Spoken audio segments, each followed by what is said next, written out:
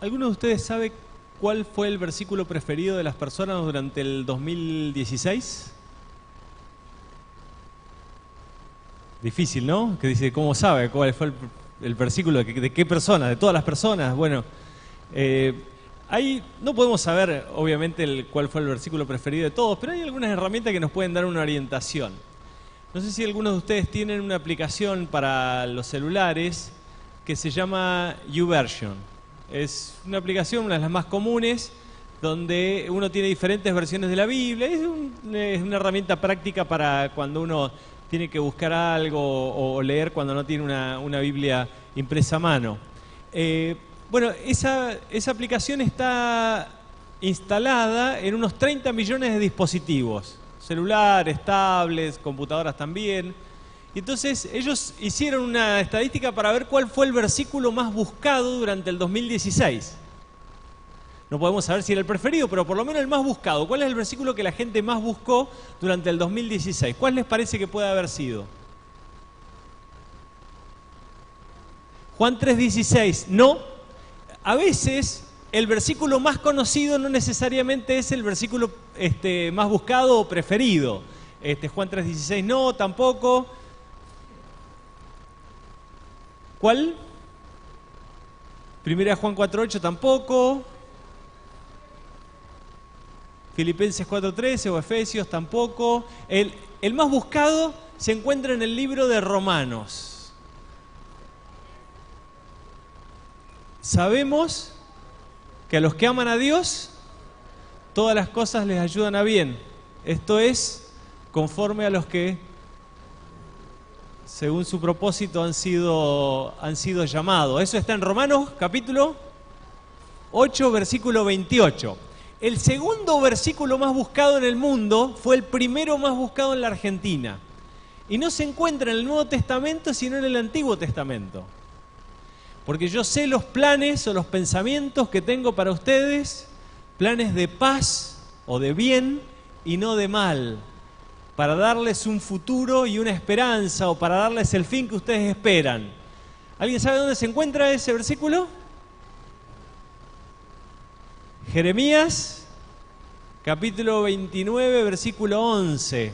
Y hay alguna característica interesante en estos dos versículos, y que es el siguiente. Son versículos, promesas, a los que nosotros acudimos cuando estamos enfrentando una situación difícil, cuando estamos enfrentando una situación que nos sobrepasa, o cuando estamos enfrentando una situación de dolor tan difícil y tan complicada a la que no le vemos ni siquiera salida ni tampoco sentido, y decir, ¿por qué me pasa esto a mí? Y estos dos versículos tienen algo en común. En primer lugar, nos declaran de que Dios tiene planes de bien para nosotros. Él quiere nuestro bienestar. Eso es lo que nos dice Jeremías. El objetivo de Dios para nuestra vida es el bienestar.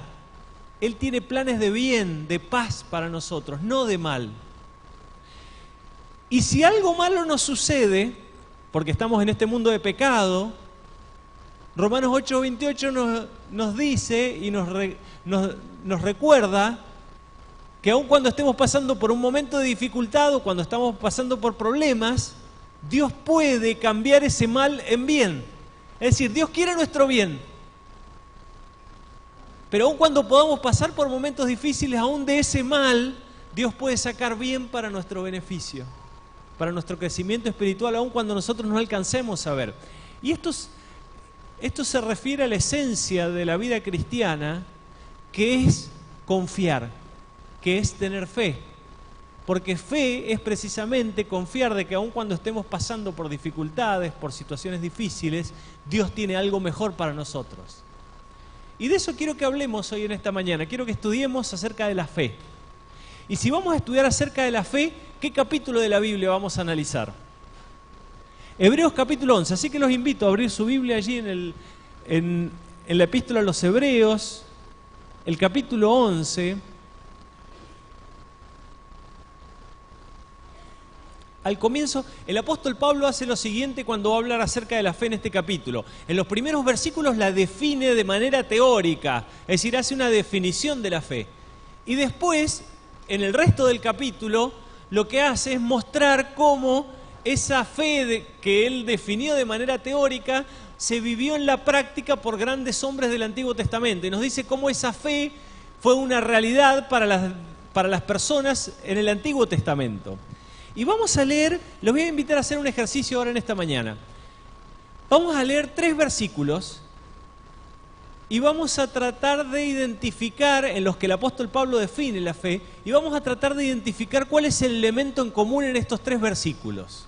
Vamos a leer capítulo 11, Hebreos capítulo 11, versículos 1, el 3 y el 6 vamos a leer. Capítulo 11, versículo 1, dice allí el apóstol Pablo: es pues la fe la certeza de lo que se espera, la convicción de lo que no se ve.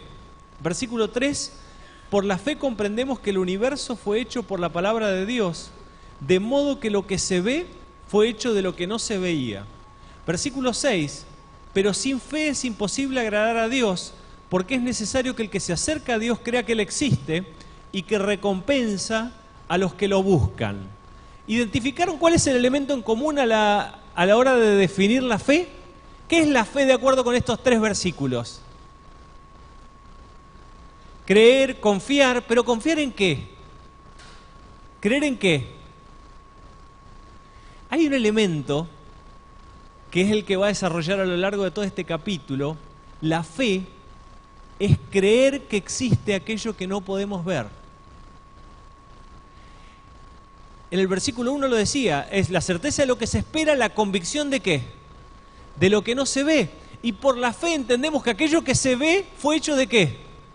De lo que no se veía. Y el versículo 6 nos dice que sin fe es imposible agradar a Dios, porque el que se acerca a Dios tiene que creer que ¿qué? ¿Y por qué tenemos que creer que Él existe? Porque no podemos verlo precisamente. Ese es el elemento en común sobre el que trabaja a la hora de definir la fe el apóstol Pablo aquí en todo este capítulo.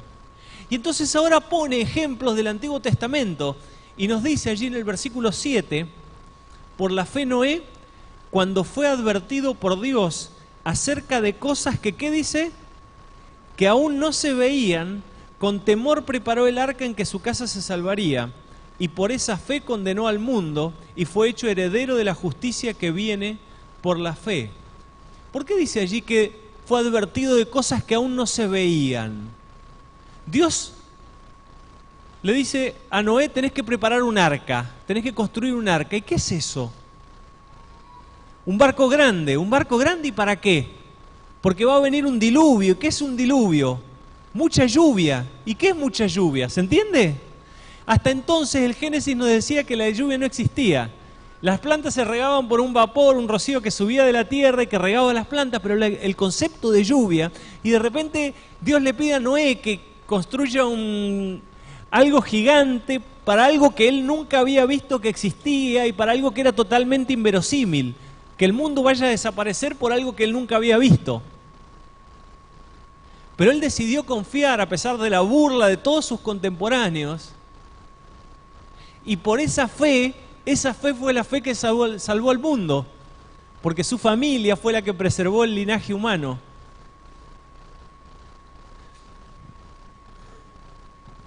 Sigue diciendo el apóstol Pablo y pone otro ejemplo ahora, en el versículo 8. Por la fe Abraham, siendo llamado, obedeció para salir al lugar que había de recibir como herencia. Y salió, ¿cómo salió? Dice allí, sin saber a dónde iba. Él es llamado a salir de un lugar, pero él no quería salir de ese lugar, él no estaba buscando otro lugar. Él estaba bien en ese lugar, tenía posesiones, estaba su familia allí, tenía todo lo que podía pedir y de repente Dios lo llama, Dios fue el que lo busca y lo llama y le dice tenés que salir, pero él no tenía certezas a dónde iba a salir. Y esa es la clase de fe de la que habla el apóstol Pablo aquí. Y ya que estamos hablando de Abraham, hay un episodio allí en el Antiguo Testamento que creo que es en el que se inspira el apóstol Pablo para tomar estos ejemplos y un concepto importantísimo. Marquen allí su Biblia en Hebreos capítulo 11 y vamos a ir a Génesis el capítulo 13. Génesis capítulo 13, allí se nos recuerda que Abraham no salió solo de Ur, sino que también salió con su parentela. Y también fue ¿quién con él? Lot. Y nos dice el versículo 6, Génesis capítulo 13, versículo 6, que la tierra no era suficiente para que habitaran juntos, pues sus posesiones eran muchas y no podían habitar en un mismo lugar. Hubo contienda entre los pastores del ganado de Abraham y los pastores del ganado de Lot. Hay allí una aclaración que pareciera extemporánea, fuera de lugar, pero tiene su sentido en la historia. El cananeo y el fereceo habitaban entonces en la tierra. Entonces Abraham dijo a Lot: no haya ahora altercado entre nosotros dos, ni entre mis pastores y los pastores tuyos, porque somos hermanos. ¿No está toda la tierra delante de ti? Yo te ruego que te apartes de mí. Si vas a la mano izquierda, yo iré a la derecha, y si a la mano derecha, yo iré a la izquierda. Y ahí nos dice un versículo clave, el versículo 10, que Lot hizo algo. ¿Qué es lo que hizo? Alzó Lot sus ojos y vio toda la llanura del Jordán. Toda ella era de riego, como el huerto de Jehová, como la tierra de Egipto en la dirección de Zoar. Y aquí es algo interesante porque Abraham le dice a Lot: tienes toda la tierra, elige. Y nos dice que Lot alzó sus ojos. Él alzó sus ojos, y ¿qué es lo que vio? Él vio lo que todos podían ver. Él vio lo que era obvio delante de los ojos de todos. Si había una tierra fértil para pastorear, para pastura, en miles de kilómetros a la redonda era ese valle allí. Era el lugar ideal. Lot alza sus ojos y ve, pero él ve, si me permiten, con los ojos de la carne. Él ve lo que todos podían ver. Es más, no solamente ve lo que todos podían ver, sino que ve lo que parecía convenirle mejor. Parecía, digo, porque por algo se nos había advertido allí al comienzo del capítulo que entonces el cananeo y el fereceo habitaban en esa tierra. Y fíjense qué interesante, porque después que se separan Abraham y Lot, dice el versículo 14, Jehová dijo a Abraham, después que Lot se apartó de él, y fíjense qué es lo que le pide ahora.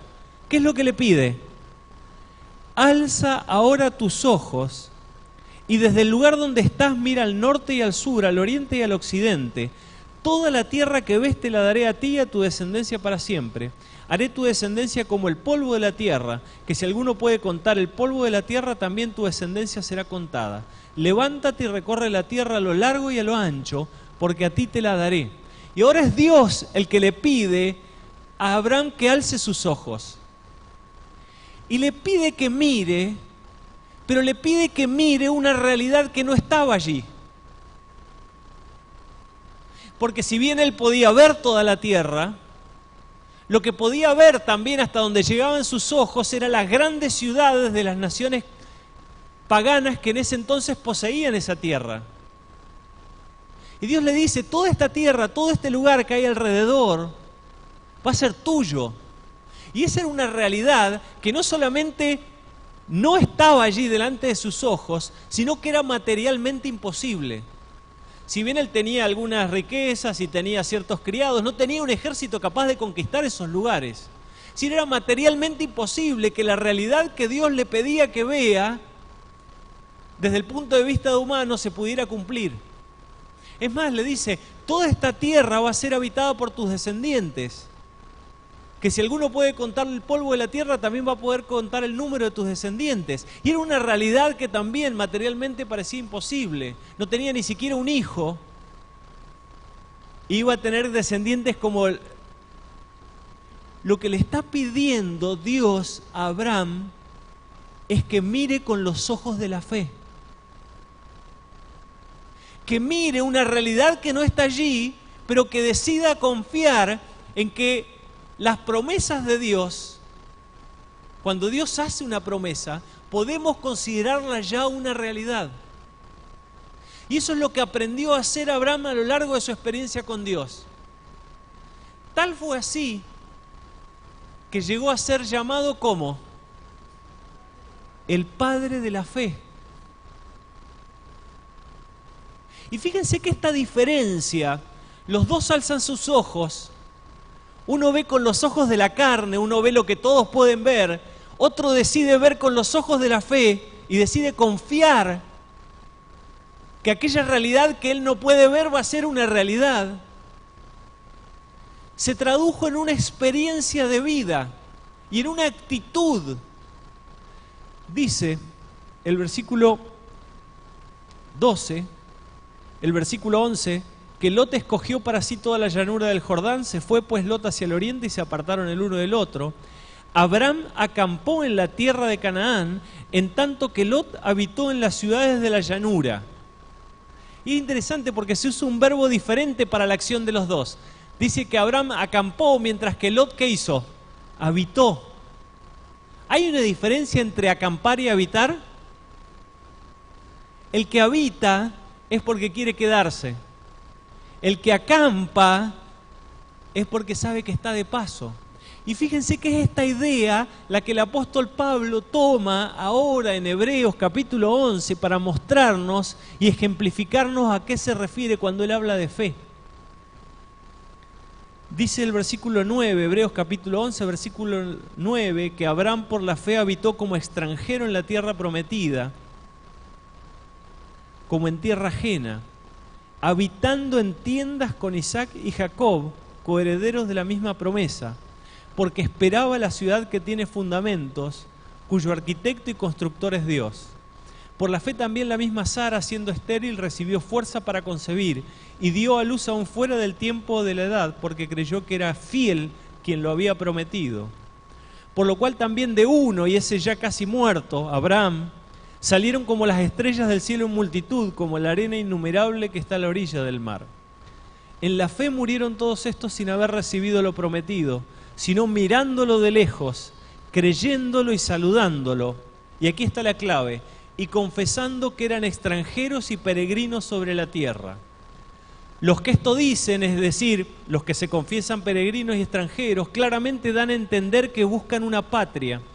Pues si hubieran estado pensando en aquella de donde salieron, ciertamente tenían tiempo de volver, pero anhelaban una patria mejor, esto es, la celestial, por lo cual Dios no se avergüenza de llamarse Dios de ellos, porque les ha preparado una ciudad. Y aquí el apóstol Pablo nos dice, los que tienen fe son los que se confiesan que son peregrinos y extranjeros en esta tierra. Jesús ya lo había dicho. Estamos en este mundo, pero ¿qué? No somos de este mundo. Y el apóstol Pablo también lo había definido y había dicho en otra de sus epístolas que nuestra ciudadanía está ¿dónde? Y si nuestra ciudadanía está en los cielos y estamos en este mundo, pero no somos en este mundo, quiere decir que somos peregrinos y extranjeros en esta tierra. Y fíjense que estos dos conceptos son complementarios, son similares, pero no son iguales. Hoy cuando se leía quienes están de visita aquí, hay lugares, hay personas que son de otro país. Se mencionó Brasil, Chile, aquí muy probablemente hay personas que hayan nacido en otro país. Y el haber nacido en otro país los convierte automáticamente en extranjeros. Pero el hecho de haber nacido en otro país y ser extranjero no lo convierte a uno automáticamente en un peregrino. Uno puede haber nacido en otro lugar, pero tener toda la intención de quedarse aquí.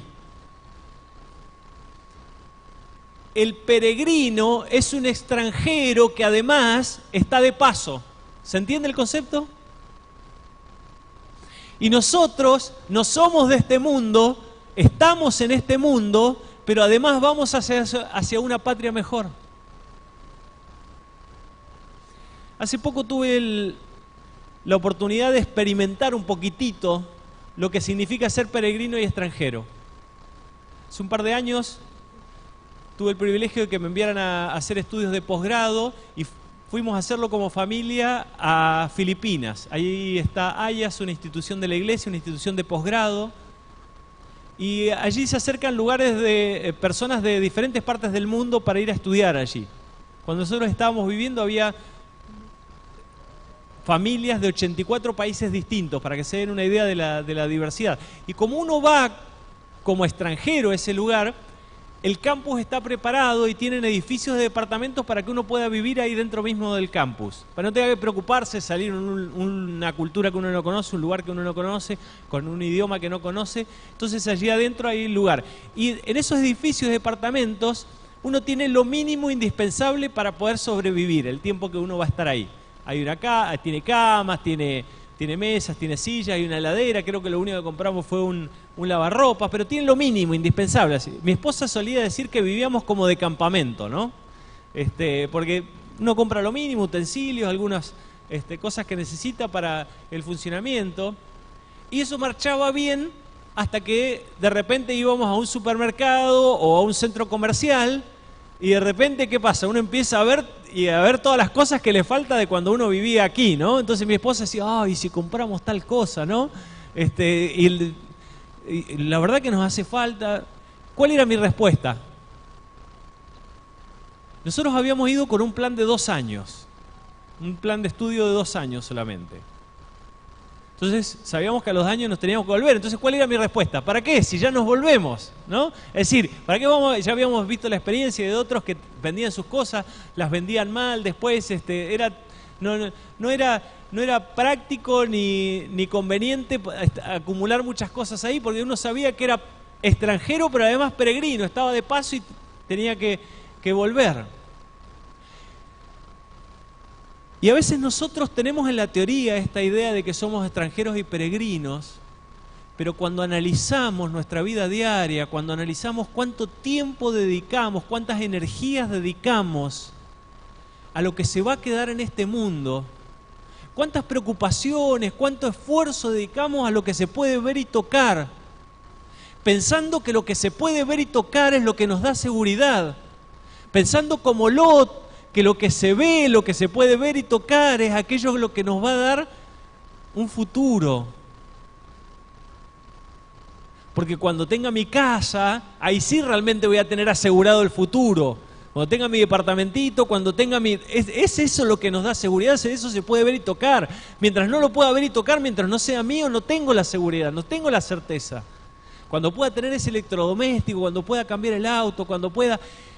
Y de repente nos vemos haciendo planes más para este mundo que para la patria celestial. Y no digo que no sean cosas necesarias. Estoy hablando de una cuestión de prioridades. Porque donde está nuestro tesoro, allí también está ¿qué? Nuestro corazón. ¿Y dónde está puesto nuestro corazón? ¿Dónde tenemos nuestras energías? ¿Dónde tenemos nuestro tiempo? Y lo que se puede ver y tocar empieza a reemplazar esa relación personal con Dios y empieza a reemplazar las cuestiones espirituales. Empieza a reemplazar y empezamos a descuidar aquello que sí vamos a poder llevar a la patria celestial, que es un carácter semejante al de Cristo, los frutos del Espíritu que nos van a dar ese carácter semejante al de Cristo, y empezamos a descuidar las cuestiones espirituales por aquello que se puede ver y tocar. Pero el apóstol Pablo nos dice, los que tienen fe son los que se confiesan peregrinos y extranjeros y tienen la certeza de que este mundo no es nuestro horizonte final, de que estamos de paso hacia la patria celestial y de que como estamos de paso, nuestros planes deben estar allá y no aquí. Hay otra característica de los peregrinos extranjeros, además de saber que no estamos para establecernos en esta tierra, y se ejemplifica en el caso de Moisés. Voy a leer ahí en el versículo 23. Dice, por la fe Moisés, cuando nació, fue escondido por sus padres por 3 meses porque lo vieron niño hermoso y no temieron el decreto del rey. Por la fe Moisés, hecho ya grande, rehusó llamarse hijo de la hija de Faraón, prefiriendo ser maltratado con el pueblo de Dios antes que gozar de los deleites temporales del pecado, teniendo por mayores riquezas el oprobio de Cristo que los tesoros de los egipcios, porque tenía puesta la mirada, ¿en qué? En la recompensa. Y aquí nos habla el apóstol Pablo de que los que son peregrinos y extranjeros tienen una identidad clara y definida, que es la identidad del pueblo de Dios. Moisés en algún momento se dio cuenta de que a pesar de que lo tenía todo, porque si había alguien que lo tenía todo a disposición, había crecido en la casa de Faraón, había recibido la mejor educación, tenía el futuro asegurado, entre comillas, todo lo que podía pedir lo tenía a disposición, pero él se dio cuenta que su lugar no era la casa de Faraón, su lugar era con el pueblo de Dios, y en algún momento tuvo que tomar una decisión. Yo tengo que estar donde está mi identidad. Y él prefirió sufrir con el pueblo de Dios antes que gozar de los deleites temporales de este mundo. Y si nosotros no somos de este mundo, tampoco debemos asimilarnos a la cultura de este mundo. Tenemos que tener claro dónde está nuestra identidad como pueblo de Dios. A veces dejamos tanto que este mundo nos invada a través de los medios de comunicación, la televisión, la radio, internet, los diarios, que esa cultura se va metiendo y nos empezamos a confundirnos a ver cuál es nuestra identidad. Pero los que se dicen peregrinos y extranjeros, saben que son peregrinos y extranjeros con un pueblo y que ese pueblo tiene una identidad definida. Es un pueblo santo, como vimos, como estudiamos.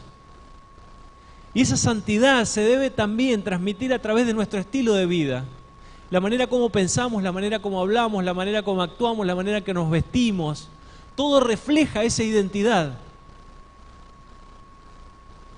Y Moisés en algún momento se dio cuenta y dijo: yo pertenezco al pueblo de Dios, no tengo nada que hacer en la casa de Faraón. Y me encanta la definición que se da de él. Dice el versículo 27, por la fe dejó a Egipto, no temiendo la ira del rey, porque se sostuvo como ¿qué? Como viendo al invisible. Y ahí me encanta. Moisés pudo hacerlo porque él veía a aquel a quienes los que lo rodeaban no podían ver. Él se sostuvo como viendo al invisible, porque él podía ver al que otros no podían ver.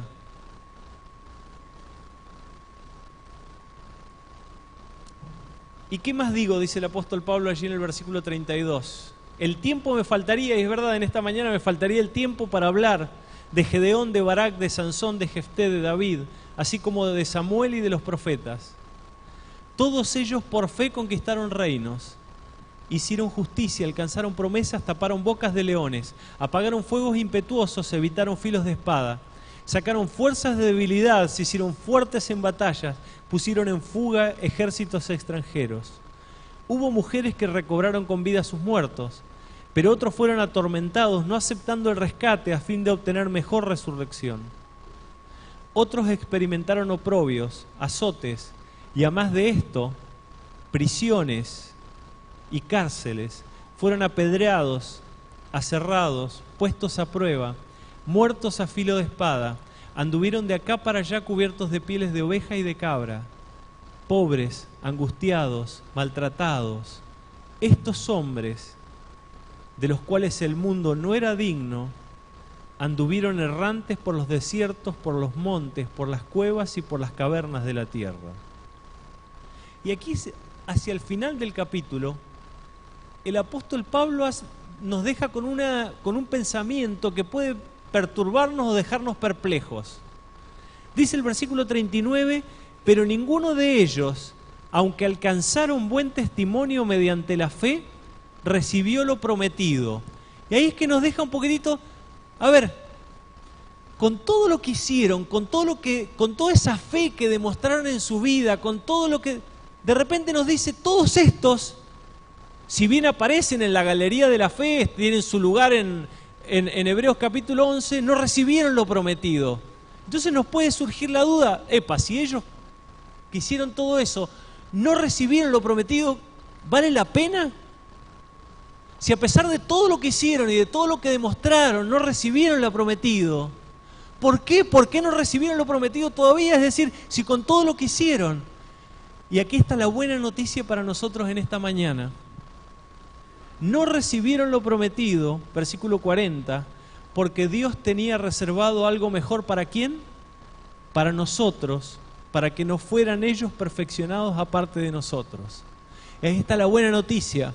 Dios se muere por darle lo prometido a Abraham, a Noé, a Moisés, pero con todas esas ganas que tiene, no lo ha hecho todavía, porque está esperando que vos también lo recibas. Porque Él está esperando que también en tu vida demuestres esa clase de fe para que estés preparado para la patria celestial.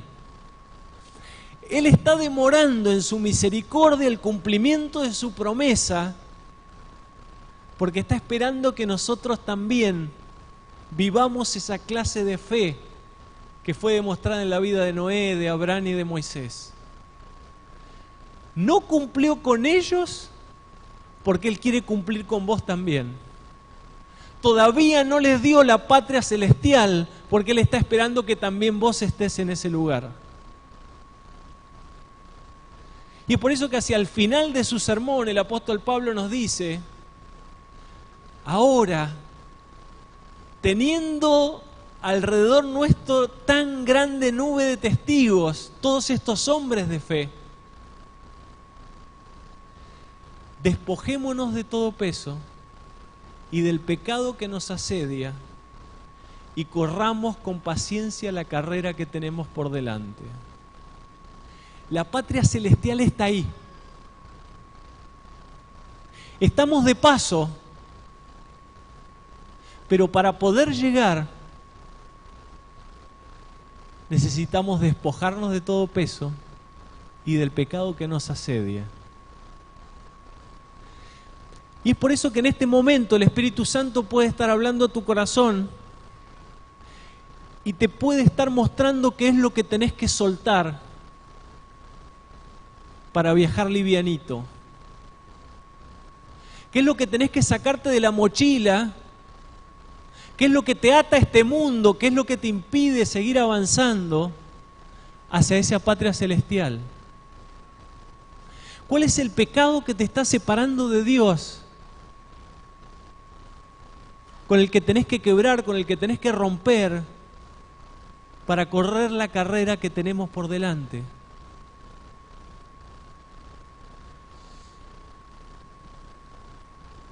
Pero hacia el final, el apóstol Pablo también nos da la clave para ejercer esa clase de fe, para despojarnos de todo peso y del pecado que nos asedia. Capítulo 12, versículo 2. Puestos los ojos ¿en quién? En Jesús, que es el autor y el consumador de la fe. Cuando nos centramos en Jesús, cuando lo miramos, cuando contemplamos lo que Él hizo por nosotros, cuando nos acercamos al trono de la gracia a través de su intermedio, es que esa fe puede crecer y puede desarrollarse, porque Él es el autor y el consumador de la fe. Que en esta mañana Jesús sea una realidad tan clara en tu vida que se pueda decir de vos como de Moisés, que te sostuviste como viendo al invisible. Que puedas ver a Jesús, que esa relación sea tan fuerte como para que esa fe te permita seguir avanzando. Y que así como estamos en esta mañana, también podamos estar todos juntos en esa patria celestial. No te olvides, Abraham, Moisés, Noé, ninguno de ellos lo recibió, porque Dios está esperando que vos también lo recibas. ¿Qué es lo que estás esperando? Puestos los ojos en Jesús, caminemos todos hacia esa patria celestial. Que Dios te bendiga.